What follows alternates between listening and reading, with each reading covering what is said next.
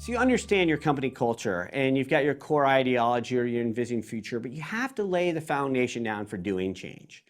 People have to understand why you're doing it. You have to define it for them. You have to tell them why you're doing this change. You need to make a business case. You need to involve senior management. There has to be frequent reinforced communications. You have to provide recognition to employees who are taking action and praise them and seek feedback for employees that are going through the change and say, in what ways could we be doing this better? What's not working for you? How can we correct it? But have them be part of the solution. Don't just let them turn it into a complaint fest. You want everything to come from that standpoint of how can you get that feedback? And most importantly, you have to stick with it.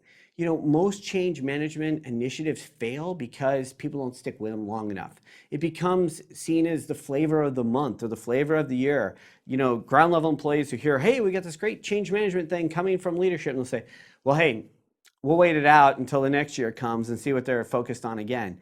So if you're not going to, stick with it, you got to realize you're not going to be successful. With any change initiative, whether it's sustainability or anything else, you're going to run into obstacles. So you need to go into this process as passionate as you may be. You need to go in with your eyes open. You're going to run into roadblocks. It's not going to be smooth. You're going to face obstacles. Let me just give you an example. For all of you who are watching, just take your hands and cover your thumbs, just like this. Okay? Now that you've done that, flip it the other way. And then back. And what did you experience? When you flipped it back to an alternative way, it just didn't feel right, right? There's really no difference at all in what I'm doing here. I'm just holding my hands. But you realize it's different. It just doesn't feel right. And you think about this is just a very, very minimal, small little thing you're asking people to do. And people are, uncomfortable. And you're trying to change how they do business, how they work in their day-to-day, what they should care about. You're going to run into obstacles.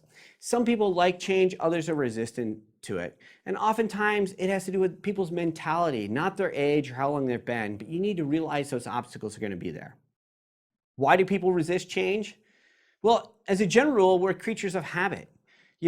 If we don't know why we need to change, we're not going to. And even if we do know, sometimes it's just more convenient to keep doing things the way we've always done it because we know how to do it, right?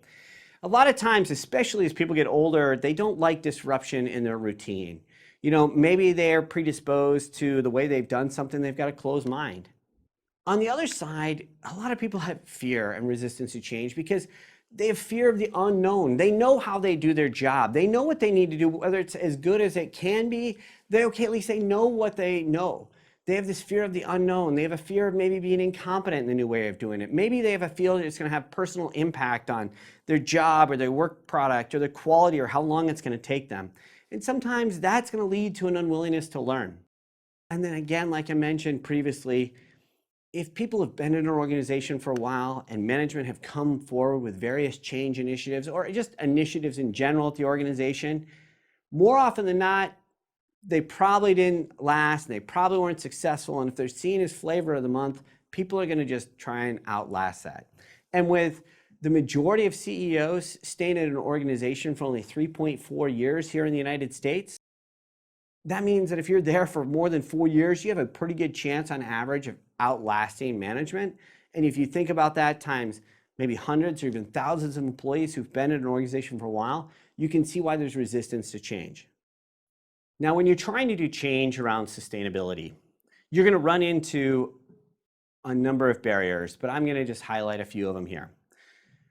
Obviously there might be a cultural barrier. There might not be budget. People are feeling overworked. They've already got too much on their plate and they can't just handle something else because it's the right thing to do.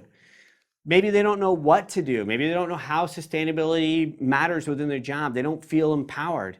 Or maybe their boss has told them yes, it's okay to do the sustainability thing, but just don't, just do it during your lunch or do it after hours. Just make sure it doesn't interfere with your regular work.